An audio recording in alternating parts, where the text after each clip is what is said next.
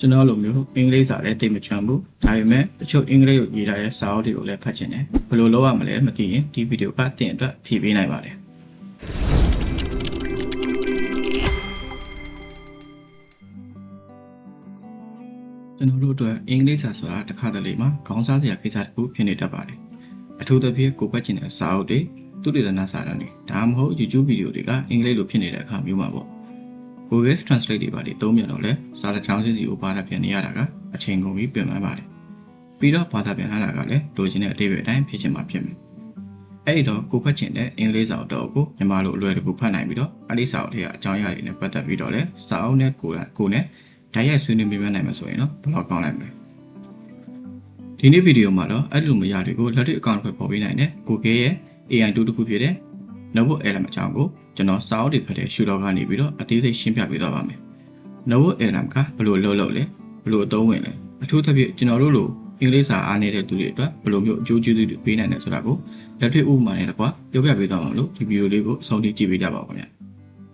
ပထမဆုံးအနေနဲ့ Notebook LM ဆိုတာဘာလဲဆိုတာကိုအရင်ရှင်းပြပါမယ်။ Notebook LM ဆိုတာ Google ကနေပြီးတော့ထုတ်လုပ်လိုက်တဲ့ AI Power Research and Writing Assistant တစ်ခုဖြစ်ပါတယ်။ရိုးရှင်းပြောရရင်တော့ဒါဟာ chatbot တစ်ခုတော့မဟုတ်ပါဘူး။ကျွန်တော်တို့ပေးလိုက်တဲ့အချက်လက်တွေပုံမူတည်ပြီးတော့ဆွေးနွေးပေးနိုင်တဲ့အရာတစ်ခုပါ။ကျွန်တော်တို့ကကိုဖတ်ချင်တဲ့စာအုပ်တွေ PDF ဖိုင်တွေ Google Docs တွေဒါမှမဟုတ် website link တွေကို Notebook LM နဲ့ကိုထည့်သွင်းပေးလိုက်တာနဲ့သူကအဲ့ဒီစာရွက်တွေအားလုံးကိုအသေးစိတ်ဖတ်ရှုမှတ်သားထားလိုက်တာဖြစ်ပါတယ်။ပြီးတာနဲ့သူကအဲ့ဒီစာရွက်စာတမ်းတွေရဲ့အချက်လက်တွေပုံမှာအခြေခံပြီးကျွန်တော်တို့မေးသမျှကိုဖြေချနိုင်တယ်အနှစ်ချုပ်ပေးနိုင်တယ်နောက်ပြီးတော့မေးခွန်းတွေထုတ်ပေးနိုင်တယ် idea တွေပေးနိုင်တယ် knowledge base တခုဖြစ်လာပါတယ်အဓိကအချက်ကတော့သူကကျွန်တော်တို့ထည့်သွင်းပေးလိုက်တဲ့ source တွေပေါ်မှာပဲအခြေခံပြီးတော့အဖြေပေးတာဖြစ်လို့တခါတလေဖြစ်တတ်တဲ့ AI ရဲ့အမှားတွေမမှန်ကန်တဲ့အချက်လက်တွေထွက်လာမှာကိုလည်းစိုးရိမ်စရာမလိုတော့ပါဘူးနောက်ပြီးတော့ Notebook LM က Gemini 2.5 Flash ကိုသုံးလာတာဖြစ်တဲ့အတွက်မြန်မာလိုနားလည်နိုင်စွမ်းကလည်းမတော်မြင့်ပါတယ်ဥပမာတင်ရစီးပွားရေးနဲ့ပတ်သက်တဲ့စာအုပ်တစ်အုပ်ကိုဖတ်ချင်တယ်ဆိုပါစို့အဲ့ဒီစာအုပ်ကလည်းမြန်မာလိုပြန်ဆိုထားတာမရှိဘူးအဲ့ဒီအချိန်မှာအဲ့ဒီစာအုပ်ကို Notebook LM နဲ့ထည့်လိုက်ပြီးတော့အဲ့ဒီစာအုပ်ရဲ့ပထမအခန်းကိုမြန်မာလိုအနှစ်ချုပ်ပြီးပါလို့ပြောလိုက်တာ ਨੇ စာအုပ်ရဲ့ပထမအခန်းကိုအဓိကအချက်လက်တွေမလွတ်တမ်းမြန်မာလိုအနှစ်ချုပ်ပြလိုက်ပါလိမ့်မယ်ဒါကအချိန်ကုန်သက်သာစီအောင်မှာကစာအုပ်တစ်အုပ်လုံးကိုမြန်မာလိုအနှစ်ချုပ်ဖတ်ရှုနိုင်တဲ့အားသာချက်ကိုပေးပါနိုင်ပါတယ်ဒီတော့ Notebook LM ကရိုးရှင်း AI တို့တစ်ခုတည်းအများကြီးပို့ပါတယ်အထူးသဖြင့်ဘာသာတကာအတားအဆီးကြောင့်အင်္ဂလိပ်စာအုပ်ကောင်းတွေဘူတူတာတွေသူတေသနာစာတမ်းတွေကိုလမ်းမမိနိုင်တဲ့သူတွေအတွက်တော့ဒါဟာတကယ်ကိုတကားသိဖွင့်ဝေလိုက်တာနဲ့အတူတူပါပဲအခုတော့ Notebook LM ရဲ့ကျေးဇူးကြောင့်အဲ့ဒီလိုမျိုးကန့်သတ်ချက်တွေမရှိတော့ပါဘူးတင်ဟာဘလောက်ပဲအင်္ဂလိပ်စာအားနေပါသည်တင်ဖတ်ချင်တဲ့စာအုပ်တော့ကိုအလွယ်တကူမြန်မာလိုနားလည်နိုင်ပြီးအဲ့ဒီစာအုပ်တွေကအကြောင်းအရာတွေနဲ့ပတ်သက်ပြီးတော့လေဆွေးနွေးမြဲနိုင်တဲ့အချက်ကတကယ်ကိုအမှန်ကန်ပါပဲဒါဟာတင်ယူမှုအတွေ့အကြုံကိုပုံမူထိရောက်စေလို့တမကဘူတူတာရှာဖွေရမှာလေကိုယုံကြည်မှုရှိလာစေပြီးတော့ပုံမူတိုးတက်အောင်ကူညီပေးနိုင်မှာအမှန်ပါပဲအဲ့တော့Notebook LM ကိုဘယ်လိုမျိုးအသုံးပြုရမလဲဆိုတာကိုတစ်ချက်လောက်ကြည့်လိုက်ရအောင်။အော်ဒါနဲ့မြန်မာနိုင်ငံကနေပြီးတော့အသုံးပြုရဆိုရင်တော့ VPN လေးတော့ချိန်ပြီးတော့အသုံးပြုတော့လိုပါလိမ့်မယ်။ VPN ချိန်ထားလည်းမရဘူးဆိုရင်တော့ပထမအဆုံးကိုယ့်ရဲ့ browser cache တွေကိုအရင်ရှင်းကြည့်ပါ။ဒါမှမရသေးရင်တော့ VPN ဖွင့်ပြီး Gmail အကောင့်အသစ်တစ်ခုပြီးသုံးဖို့အကြံပေးခြင်းပါတယ်။ Notebook LM ကို free သုံးပြုနိုင်ပြီးတော့ Pro version ဝယ်သုံးမယ်ဆိုရင်တော့ source တွေကိုပုံမထည့်လို့ရမှာပဲဖြစ်ပါတယ်။အဲ့ဒါဆိုရင်တော့ဒီဗီဒီယိုလေးကိုစလိုက်ရအောင်။ကျွန်တော်တို့ Notebook LM ကိုအသုံးပြုဖို့အတွက်ဆိုရင်တော့ပထမဦးဆုံးကျွန်တော်တို့ရဲ့ browser တစ်ခုမှာ Notebook LM ဆိုပြီးတော့ရိုက်ချလိုက်ပါအဲ့ဒါဆိုရင်တော့ပထမဦးဆုံးကြားလာမှာပဲဖြစ်ပါတယ်အဲ့ဒီထဲကို click တစ်ချက်နှိပ်ပြီးတော့ဝင်လိုက်ပါ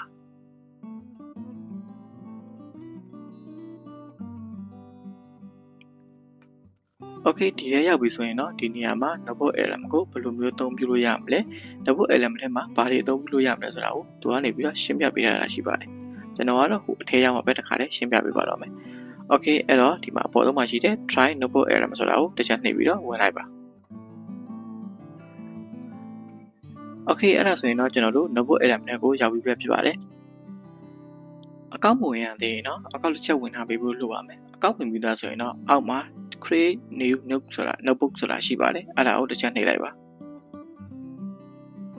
โอเคအဲ့ဆိုရင်ဒီနေရာမှာကျွန်တော်ချက်ကြည့်အောင်ကျွန်တော်တို့ဘာတွေထည့်နိုင်လဲဆိုတာကိုကျွန်တော်ပြပေးပါမယ်ကျွန်တော်တို့ကဒီမှာဆိုရင်ကျွန်တော်တို့ upload source ဆိုပြီးတော့ကျွန်တော်တို့ PDF file တွေကိုလည်းထည့်လို့ရပါတယ်ဒီကနေပြီးတော့ကျွန်တော်တို့ upload source ဆိုတာကိုနှိပ်ပြီးတော့ကျွန်တော်တို့မဲ့ PDF file တွေကိုယူပြီးတော့လည်းထည့်လို့ရပါတယ်စာအုပ်တွေနောက်ပြီးတော့ဒီမှာ ကျွန်တော်တို့ Google Drive ထဲမှာရှိတဲ့ကျွန်တော်တို့ရဲ့ source တွေကိုလည်းယူပြီးတော့ထည့်လို့ရပါတယ်ကျွန်တော်တို့ Google Drive နဲ့ချိတ်ပြီးတော့ကျွန်တော်တို့ Google Drive ထဲမှာစာအုပ်တွေပိုင်သိမ်းထားရဲဆိုရင်တော့အဲဒီ Google Drive တွေက source တွေကိုယူထည့်လို့ရပါတယ်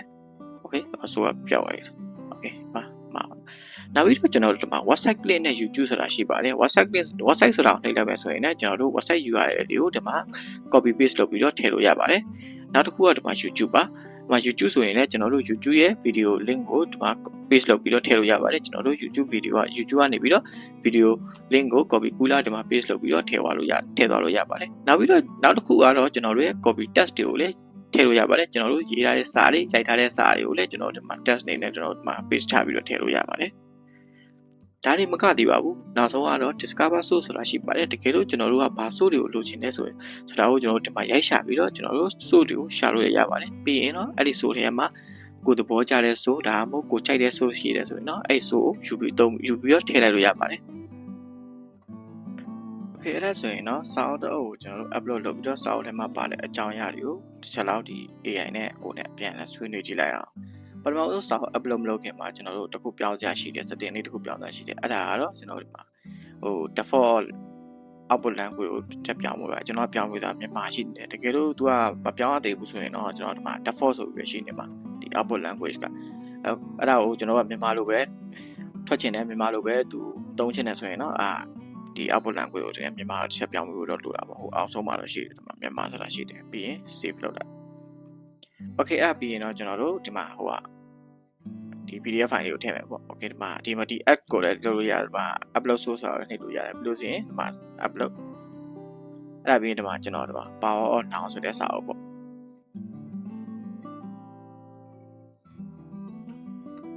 အဲ့မှာ power on now ဆိုတဲ့စာအုပ်ကိုကျွန်တော်တို့ဒီမှာဒီ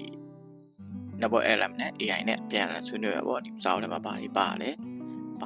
ဘာအကြောင်းအရာကြီးရေးထားလဲနောက်ပြီးတော့ဘာအကြောင်းအရာတွေကိုကသိနိုင်မလဲပေါ့အဲ့ဒါတွေကိုကျွန်တော်တို့ AI နဲ့ပြန်ဆွေးနွေးရပေါ့အခုဆိုကျွန်တော်ကမြန်မာလိုပဲပြောင်းထားဖြစ်တဲ့အတွက်ကြောင့်ကျွန်တော်တို့စားပေါ်ကလေးကကျွန်တော်တို့မြန်မာလိုပဲပြပေးတယ်ဒီစာအုပ်ကတဲ့ဒီမှာအခက်ထိုလေးရဲ့အမှာတပောက်နောက်စာအုပ်ဖြစ်တယ်ပေါ့အဲ့စာအုပ်တွေကကောင်းလုံးချက်တွေဖြစ်ပြီးတော့အမှာဘလာရေးထားတာပေါ့ပြီးရင်နောက်တစ်ခုကဒီမှာကျွန်တော် note လဲထုတ်လို့ရတယ်ပြီးလို့ရှိရင် audio overview လုပ်လို့ရတယ် mind map လုပ်လို့ရတယ်ဒီဘေးမှာလည်းရှိတယ်ကျွန်တော်ပြီးတော့မှတစ်ခုချင်းကျွန်တော်ရှင်းပြမယ်အခုလောစီကတော့ဒီမှာဒီသူစက်ချက်ပေးထားတဲ့မိကုံးလေးမိကုံးလေးတွေကစက်ချက်ပေးထားတယ်အဲ့ဒီမိကုံးတွေကိုလည်းကိုကြိုက်ရဆိုရင်အဲ့မိကုံးတွေကိုလည်းမေးလို့ရတယ်ဒါမှမဟုတ်ကိုကြိုက်တဲ့မိကုံးလည်းမေးလို့ရတယ်အခုဒီမှာတစ်ချက်တစ်ခုနေလိုက်မယ်လက်ရှိအချိန်စာဟိုတဲ့လက်ကကြည့်ပြီးဆင်းရဲဒုက္ခကိုပြီးတော့ပြောင်းလဲနိုင်ပြီဆိုပြီးတော့အဲ့လိုမျိုးသူကစက်ချက်ပေးထားတဲ့မိကုံးတွေကိုကျွန်တော်တို့ပေးလိုက်မယ်အဲ့ဒီကြရင်သူကလည်းစဉ်းစားနေပြီဒီစဉ်းစားတာတခြား AI တွေလိုမျိုးရှိသမျှစိုးတွေအကုန်လုံးကယူပြီးစဉ်းစားမှာမဟုတ်ကျွန်တော်တို့ဒီမှာစာအုပ်တုပ်ထည့်ပေးတာဖြစ်တဲ့အတွက်ကြောင့်ဒီစာအုပ်ထဲကအကြောင်းအရာတွေကိုပဲသူကပြပြပြီးမှဖြစ်တယ်Okay အဲ့ဆိုရင်ဒီမှာရလာခဲ့ပြီဒီမှာလက်ရှိအချိန်အစားကိုလက်ခံချင်ပြီးဆင်းရဲဒုက္ခကိုပြောင်းလဲရအတွက်အဓိကတော့ချက်ဖြစ်ပြီးAI ကိုပစ္စုပန်တရားသို့မဟုတ်ယခုဟုတ်ခေါ်ဆိုနိုင်သည်ဆင်းရဲဒုက္ခ၏အမြင့်ကိုဖေရှားကားတဲ့ရှိုင်းသောငြိမ်းချမ်းရေးကိုရရှိစေရန်မှာဒီပစ္စုပန်ကိုအသုံးပြုခြင်းကြောင့်အောက်ပါအတိုင်းအသေးစိတ်ရှင်းပြထားပါသည်တဲ့ဆိုပြီးတော့သူတေချာအသေးစိတ်ရှင်းပြထားတယ် Okay နောက်တစ်ခုအနေနဲ့ကျွန်တော်တို့ဘာပြောမလဲဆိုတော့ဘာလုပ်ကြည့်မလဲဆိုတော့ကျွန်တော်တို့စာအုပ်ထဲမှာဘာရှိတယ်ဆိုတာကိုကျွန်တော်တို့ဒီအကျဉ်းချုပ်အနေနဲ့ကျွန်တော်ချက်ထုတ်ခိုင်းကြည့်မယ် Okay အဲ့တော့စာအုပ်ထဲမှာပါတဲ့အကြောင်းအရာတွေကိုထုတ်ပေးပါ Okay ကျွန်တော်အခုဆိုရင်စာအုပ်ထဲမှာပါတဲ့အကြောင်းအရာတွေထုတ်ပေးပါဆိုပြီးတော့ကျွန်တော်ပြောလိုက်ပြီအဲ့တော့မှာ AI ခဏစဉ်းစားနေပြီးတော့ကျွန်တော်ပြီးလို့ရှိရင်စာအုပ်ထဲမှာပါတဲ့အကြောင်းအရာတွေကိုထုတ်ပေးလိုက်မယ်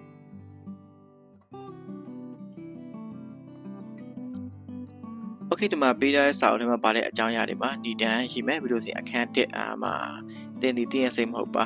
အဲ့လိုမျိုးအခန်း1အခန်း2အခန်း2ပြီးရင်အခန်း3ပြီးရင်အခန်း4အခန်း5အခန်း6ပေါ့အခန်း9ထိလားမသိအခန်း8 Okay အခန်း10 Okay အခန်း10လေးရှိတယ်ပေါ့နော်အဲ့အခန်း10တွေကိုကျွန်တော်တို့ဖတ်ကြည့်ပါဦးဆိုရင်ကျွန်တော်ဘယ်အကြောင်းအရာကျွန်တော်စိတ်ဝင်စားလဲဘယ်အကြောင်းအရာပို့ပြီးသိချင်လဲကိုသိချင်တဲ့အကြောင်းအရာကိုကျွန်တော်တို့ပေးလို့ရတယ် Okay ဒီထဲမှာကျွန်တော်တို့တစ်ချက်လောက်ကြည့်ရအောင်ဆိုရင်တော့ညံနေရရှိရင်အကြီးမားဆုံးအတားအဆီး Okay ပြီးလို့ရှိရင် finish yourself from your mind တင်းစိတ်မှတင်းကိုယ်တင်လွတ်မြောက်စေခြင်းတဲ့ဟောကြောက်ရွံ့မှုအရှင်ခံဆိုပြီးတော့ Okay အဲ့ဆိုရင်ကျွန်တော်တို့မှထပ်ပြီးတော့ဆက်ကြည့်လိုက်အောင်ဒီကြောက်ရွံ့မှုအရှင်ခံဆိုတာကိုကျွန်တော်တို့ဒီတိုင်းအသေးစိတ်ကျွန်တော်တို့ထပ်သိချင်တယ်ဆိုရင်တော့အဲ့လိုမျိုးပေးလိုက်လို့လည်းရတယ်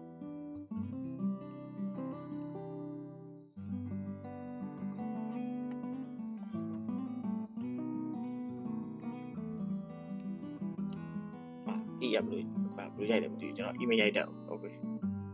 ဒီလိုပဲ copy ကူလိုက်တော့မယ်ဒီကချာအသေးစိတ်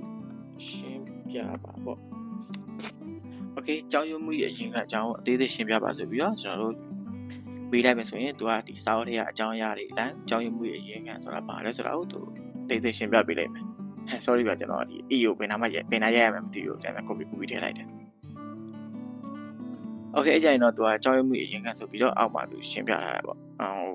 ့မိတ်ဆွေတို့ကတော့ကိုကအဆင်ပြေသလို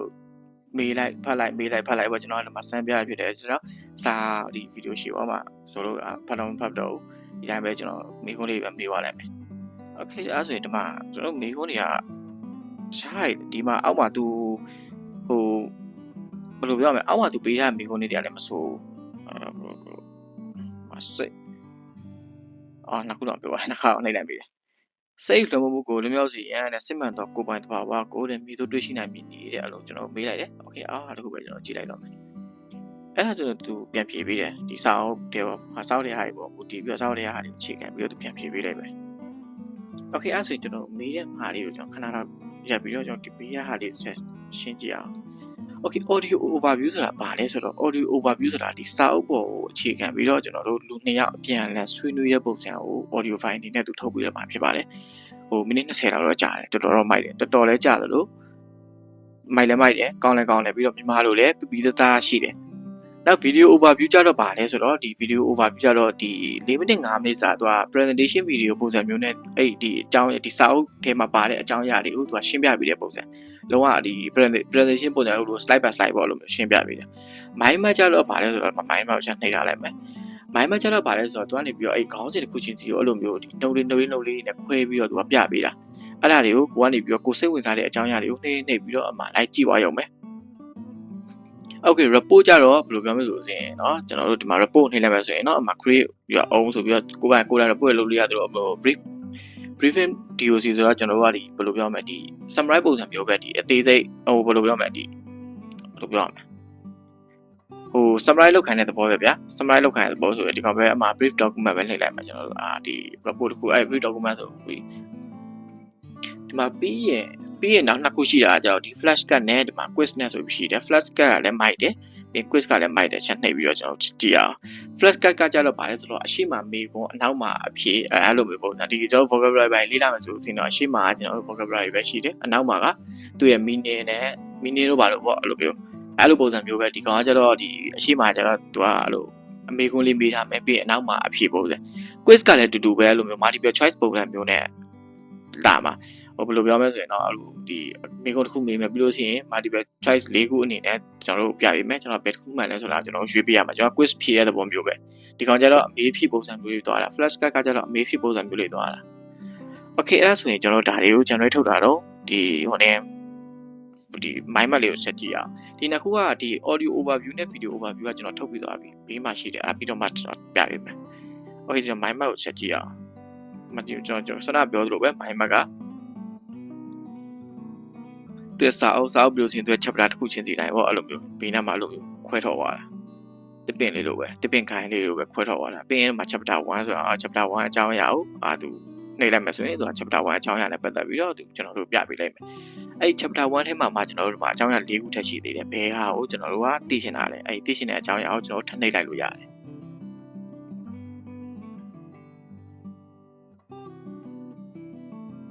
Okay mind map ဆိုရင်တော့ကျွန်တော်တို့အဲ့ဒါဟိုမနေ့လောက်ပဲဒီမြန်မာလူကအဲ့တော့တက်ပါဦးလားပါတော့မသိဘူးဟိုပြတော့ပြပေးပါတယ်ကျွန်တော်ရှေ့မှာစမ်းတော့ပြပေးတယ်ပြီးတော့ emotional ဆိုရင်တော့ဒီမှာ emotional နှိပ်လိုက်မယ်ဆိုရင်သူ chapter 1ထဲမှာအောင်ပြပြီးတယ်ဒီမှာလည်းနည်းလေးသူဘာဖြစ်သွားလဲမသိဘူးပြပေးဘူးဒီမှာလုံးပြပေးဒီမှာလုံးပြပေးတယ်စိတ်ခံစားမှုနဲ့ emotional နဲ့ပတ်သက်တဲ့အကြောင်းအရာတွေကိုသူကဆွေးနွေးတာအဲ့ emotional မှာမှသူကမှထပ်ခွဲရတယ်မှာပါတယ်ဒီ၃ခုထပ်ခွဲရတယ်အဲ့ဒါကို giant left piece အဲ့လိုဒီကောင်ထပ်ခွဲတာဆိုအရင်ကိုကနေပြီးတော့ဒီ၃ခုထဲမှာဘယ်ဟာကိုစိတ်ဝင်စားလဲစိတ်ဝင်စားတဲ့ဟာဆိုရင်တော့ကျွန်တော်တို့တစ်ချက်နှိပ်လိုက်တာနဲ့သူကိုစိတ်ဝင်စားတဲ့ဟာကိုသူထပ်သွားမယ်ဒီကောင်ကတော့ထပ်ခွဲရတာမရှိတော့ပြီးသွားပြီအဲ့တိုင်းပဲကျွန်တော်တို့ဒီမှာဒီ chapter မှာစစ်ဆိုမှာလဲ chapter 6မှာ chapter 7ကိုကြိုက်တာလို့မျိုး mind map နေပြီးတော့လဲကျွန်တော်တို့သိချင်တဲ့အကြောင်းအရာကျွန်တော်စိတ်ဝင်စားတဲ့အကြောင်းအရာတွေကိုကျွန်တော်တို့လိုမျိုးတစ်ဆင့်ချင်းစီလိုက်ကြည့်ပါလို့ရတယ် okay ဟုတ်တယ်မှာဟိုကရပြီပါတယ်ဒီ my man အဲ့ quiz နဲ့ဒီ flashcard တွေရပြီဆိုတော့ကျွန်တော်ဘယ်အောင်ရင်တော့ကျင်ကောင်းမလဲဟိုကလည်းရပြီဒီမှာ brief document လည်းရဒီကောင်ကျတော့အဲ့မှာအနှစ်ချုပ်အနေနဲ့မှာ summarize လုပ်ပေးထားတာဒီစာအုပ်တအုပ်လုံးတော့အနှစ်ချုပ်ထုတ်ပေးထားတာဒီစာအုပ်ဒီအဲ့မှာအကထတန်ထိုလေးရဲ့အမှာတဘာဝနောက်စာအုပ်မှာအဓိကကျတော့အကြောင်းအရာမှန်နဲ့အထူးကများပေါ်လာတာပါဒီတဲ့အဓိကကျတော့ကောင်းလုံးချက်မှားတဲ့လူသားတို့ရဲ့စိတ်လူသားတို့ဒုက္ခဒီစိတ်နေလုံးတသားတဲ့ဖြစ်နေခြင်းโอเคဒီမှာသူဒေချာရှင်းပြထားတယ်အဓိကပြဿနာတဲ့စိတ်နေတဲ့သားဖြစ်နေခြင်းဆိုပြီးတော့သူရှင်းပြထားတယ်ဒီရှင်းပဲโอเคနောက်တစ်ခုထပ်ကြည့်လိုက်အောင်နောက်တစ်ခုကပါလဲဆိုတော့ဒီမှာဒီဟာဟုတ်ပါကျွန်တော် flash card ဒီမှာဆိုစရင်တော့ဒီမှာတိုလေးအဆိုရညံလေးရချင်းတို့မဟုတ်သူရောက်ရှိအကြီးမားဆုံးတော့ဒါစီမှာပင်ဤတဲ့အမှာโอเคဒါဆိုရင်တော့ဒါမေးခွန်းပေါ့နောက်မှာဒီအချက်နေလောက်ဆိုရင်တော့ဒါနောက်မှာအဖြေပေါ့တင်စိတ်နေတသားတဲ့ဖြစ်နေခြင်းဒီဖြစ်နေခြင်းဖြစ်သည်တင်စိတ်နေတသားတဲ့ဖြစ်နေခြင်းဖြစ်သည်explain ဆိုပြီးတော့ရှင်းပြခိုင်းလို့လည်းရတယ်ဒီမှာဟုတ်လားဒီကောင်မှာဒါမေးခွန်းဒါအဖြေဒါဘာလို့လဲဆိုတော့ဒီမှာရှင်းပြခိုင်းမယ်ဆိုရင်ဒီမှာဒီမေးခွန်းဒီအဖြေဒီ flash card ကိုသူကထပ်ပြီးတော့ရှင်းပြပေးလိုက်မယ်ရှင်းနေကြတဲ့အမှာဒါရှင်းနေကြတယ်ပေါ့မိုက်ရနော်ဆိုစာအုပ်တော့ကိုကျွန်တော်တို့ဒီမှာအင်္ဂလိပ်လိုနားမလဲဘူးအင်္ဂလိပ်လိုမဖတ်နိုင်အောင်ဆိုရင်နော်ဒီထဲဝင်ပြီးတော့စာအုပ်တော့ကိုအင်္ဂလိပ်လိုဘယ်လိုကောင်းဖတ်လို့ရဆိုမြန်မာလိုတော့အကုန်လုံးမြန်မာလိုတွေကြီးပဲโอเคဒီမှာနောက်တစ်ခုပေါ့အမ62ခုထိသူထုတ်ပေးထားတယ်အမသူခုသူကိုတဆောက်ကြည့်ခြင်းဟိုတည်တဲ့အပေရောက်ဆိုတနည်းတဲ့တော့အမေကောမှာအဖြေကကြတော့တင်ကောင်းတဲ့ကြီးအလိုလျောက်ဖြစ်ပေါ်နေတော့အတွေ့ဖြစ်စဉ်များကိုသတိပြုမိသည့်အသည့်တရားတစ်ခုဖြစ်လာခြင်းမှုဆိုလို့တည်တဲ့โอเคဒါအသေးချာကျွန်တော်နားမလည်သေးဘူးဆိုကျွန်တော်စောနာပြောတဲ့အတိုင်းပဲဒီမှာ explain ဆိုတော့နေလိုက် explain ဆိုတော့နေလောက်ဆိုရင်ဒီ flash card ကဘာလို့ဆိုလို့လဲဒီအမေးဖြေကဘာလို့ဆိုလို့လဲဆိုတာသူကပြန်ရှင်းပြပေးလိမ့်မယ်စာအုပ်ထဲအကြောင်းအရာကြီးပုံမူတည်ပြီးတော့โอเคဒါဆိုရင်တော့ဒီ flash card ကဘယ်လိုမျိုးတုံးလဲဘယ်လိုမျိုးပါလဲဆိုတာကျွန်တော်သိပါပြီပေါ့နော်ဆိုရင်နောက်တစ်ခုထပ်ကြည့်အောင်နောက်တစ်ခုဒါကကျွန်တော် video ပို့တယ် quiz တွေပေါ့โอเค quiz တွေဆိုရင်တော့ဒီမှာအခက်ပန်ထိုလေးရဲ့တော့ဒီမှာအခက်တိုလေးရဲ့အဆိုရတဲ့ညံလင်းရခြင်းကိုတဲ့တွေးကြုံခံစားရင်အကြီးမားဆုံးအတားအဆီးမှာဘယ်အရာနည်းတဲ့မှာဒီဟာကျွန်တော်ဒါကတော့ကျွန်တော်မေးခွန်းပြပါပြီโอเคကျွန်တော်တို့ကစာတွေအကုန်လုံးလည်းဖတ်ပြီးတော့အပြီး dictionary တွေလည်းကျွန်တော်တို့သိပြီးအပြီး dictionary တွေကျွန်တော်ပြီးပြပြီဆိုတော့เนาะကျွန်တော်တို့ဒီမှာဒီကိုဖတ်လာတာကိုဘယ်လောက်နားလဲလဲကိုကဘယ်လောက်သိခဲ့လဲဆိုတာကိုကျွန်တော်တို့ဒီမှာ quiz နေနဲ့ပြန်ပြီးတော့စမ်းလို့ရတယ်โอเคဒီမှာဆိုရင်တော့ဆက်လာချင်းဒီမှာကျွန်တော်မိစေးသားလည်းဖြစ်ချင်းဟုတ်တယ်ဒီစာအုပ်ဒီအစိဒုက္ခပြီးရတာသဘောမျိုးဆိုအတူရမျိုးဖိနာနောက်တစ်ခုဟင်းတွေပါရှိတယ်မှာဒီစာအုပ်နာကျင်မှုကိုတဲ့မိလို့ပုစစားတဲ့နေအနာဂတ်ဒုက္ခရောက်ပြီးကိုစိုးရိမ်ပူပန်ခြင်းအတိတ်ကစုပ်ပြီးတော့စိတ်ကံသားဆိုင်ရာနာကျင်မှုဆွမ်းအားနေမယ်ကိုတဲ့စိတ်ပူပန်ဖြစ်လာရုပ်ပိုင်းဆိုင်ရာနာမည်ဖြစ်မှုတခုတဲ့အကားကိုနောက်ထပ်ခေါ်ပါတခုတဲ့နာကျင်မှုကိုတဲ့ဆိုတော့ဒါမဟုတ်အတိတ်ကစုပ်ပြီးတော့စိတ်ကံသားဆိုင်ရာနာကျင်မှုတွေဆွမ်းအားနေမယ်တခုတဲ့ right answer အဒီမှာတဲ့အတိတ်ကမဖြစ်ရှင်းရသေးတော့နာကျင်မှု blah blah blah ပေါ့โอเคမှာနောက်တစ်ခုအဲ့လိုပါဒီ quest ကကြတော့အဲ့တိုင်းပဲကျွန်တော်တို့မိကုံမိမပြီးအဖြေလေးခုပေးထားမယ်အဲ့ဒါကိုကျွန်တော်တို့ဘယ်လောက်နားလဲဒီစာအုပ်ကိုကျွန်တော်တို့ဘယ်လောက်ဖတ်ခဲ့လဲဘယ်လောက်နားလဲဘယ်လောက်ဒီအဖြေဘယ်လောက်ဆွေးနွေးခဲ့လဲဆိုတာကိုပုံတည်ပြီးတော့ကျွန်တော်တို့ဖြေလို့ရပါတယ်တော့ဒါကျေချဲတာပေါ့ဒါအကျဉ်း okay အဲ့ဒါဆိုရင်ကျွန်တော်တို့ဒီလေးခုပြီးသွားပြီဆိုတော့ဒီ audio overview နဲ့ video overview ကိုကျွန်တော်ချက်ကြည့်အောင်အဲ့ဆိုဒီဘက်လေးချက်တော့ကျွန်တော်ထုတ်ပြီးသားရှိတဲ့နေရာကိုသွားလိုက်မယ်okay ဒီမှာ audio overview ကတော့ဒီမှာပေါ့ audio overview ဆိုရင်တော့ကျွန်တော်တို့မိနစ်20လောက်ထိပေးရတယ်ဟိုချက်မင်္ဂလာပါရှင်ဒီနေ့ကျမတို့သွင်းကြလေးလှဖို့ season မှာတော့ကဘာကျော်နံပိုင်းဆိုင်ရာဆရာ Eckhart Tolle ရဲ့ imitant ထင်ရှားတဲ့စာအုပ် The Power of Now ပေါ့နော်အဲ့ဒီကအဓိကကြတဲ့အသိပညာလေးတွေကိုကိုယ်စိတ်အတွေးတို့ခံစားချက်တွေကြားမှာကွာဟာမှု space ကိုပေါ်လာတယ်okay ကျွန်တော်ဒါအောင်နောက်တဲ့ video တစ်ခုလုပ်ပြီးတော့ဒီ audio ကိုခါတော့ဒီ video ထုတ်တာဟာလည်းကျွန်တော်ထပ်တင်ပေးပါမယ်အလို့စီကတော့ကျွန်တော်ဒီမှာ audio ကိုထုတ်တာဝိုင်းပေါ့ကျွန်တော်နောက်တဲ့ video ထုတ်တာဟာကိုကြည့်အောင်ဒီမှာအားတစ်ခွက်ဒီမှာဒါမှ video ထုတ်တာလေ okay video ဆိုရင်တော့သူက4မိနစ်48စက္ကန့်ပေါ့4မိနစ်5မိနစ်ဒီပါတော့ထုတ်ပေးတယ်ချက်ဖွင့်ကြည့်ကဘာကြီးကပို့ပြီးတော့ရှုပ်ထွေးလာလေလူတွေကလည်းစိတ်ရဲ့ငြိမ်ချမ်းမှုကိုပို့ပြီးတော့ရှာဖွေလာကြလေပါပဲဒီတစ်ခေါက်မှာတော့အဲ့ဒီငြိမ်းချမ်းမှုကိုဘယ်လိုရှာမလဲဆိုတာကိုအကာတိုလီယာရဲ့ကဘာကျော်စောက်တုတ်ဖြစ်တဲ့ The Power of Now ထဲကလမ်းညွှန်ချက်တည်နေအတူတူလေးလာကြည့်ကြအောင် စောက်ကိုစာဖွင့်ချင်းမှာပဲတော်တော်လေးစဉ်းစားစရာကောင်းတဲ့ပုံမှန်လေးတစ်ခုနဲ့ဆွာထားပါတယ် โอเคကျွန်တော်တို့ဒီစာအုပ်တစ်လုံးပေါ့အခြေခံပြီးတော့သူကနေပြီးတော့ဘယ်လိုပြောမလဲဒီ summary အနေနဲ့ဟိုအချင်းချုပ်လေးကိုကျွန်တော်ဗီဒီယိုနဲ့အဲ့လို presentation slide လေးနဲ့သူတို့ရှင်းပြပြီးတော့ပြပြပြီးတော့တာပေါ့မိုက်တယ်အဲ့ဒါလေးရတယ်တော်တော်လေးကို โอเคအဲ့ဒါဒီဘက်ပဲပြန်လာကြည့်အောင်အဲ့လောက်ဆိုရင်တော့ဒီလောက်ဆိုရင်တော့ကျွန်တော်တို့ဒီအင်္ဂလိပ်လိုရေးထားတဲ့စာအုပ်တော့ကိုကျွန်တော်တို့မြန်မာဘာသာပြန်လည်းမရှိဘူးကျွန်တော်တို့ဖတ်ချင်တယ်ဆိုရင်ကျွန်တော်တို့ဘယ်လိုဖတ်ရမလဲဟုတ်အဲ့ဆိုရင်တော့ကျွန်တော်တို့အနေချင်းတော့သိပါပြီတော့ကျွန်တော်ယူဆပါတယ်အဲ့တော့ကျွန်တော်ဟိုအများကြီးတော့မပြတော့ဘူးပေါ့ဟိုကိုယ့်ဘာကိုစမ်းကြည့်တာပို့ပြီးတော့ဒီရောက်တဲ့ပို့မိုက်တယ်ပေါ့အဲ့ဆိုရင်ဒီဗီဒီယိုလေးကတော့ဒီလောက်ပါပဲ